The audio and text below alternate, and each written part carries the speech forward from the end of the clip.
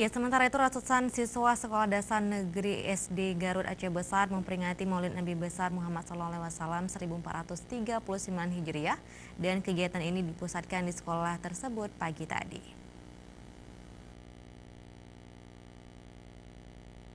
Hari kelahiran Nabi Muhammad SAW selalu saja diperingati oleh seluruh umat Islam di segala penjuru dunia.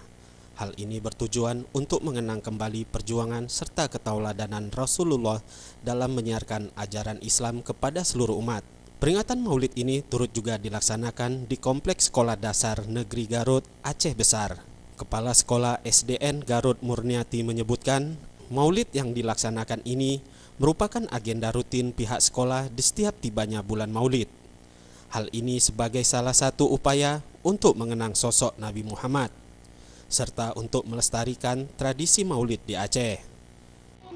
Hari ini kami mengadakan Maulid Nabi Besar Muhammad SAW bersama komite, anak-anak, dan masyarakat luasnya.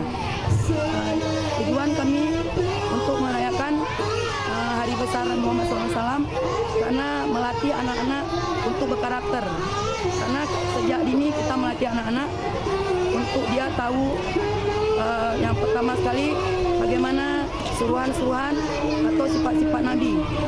Yang pertama sekali adalah kesabaran, kebaikan. Selain dari itu dia rasa tahu mana itu yang lebih baik, mana tidak.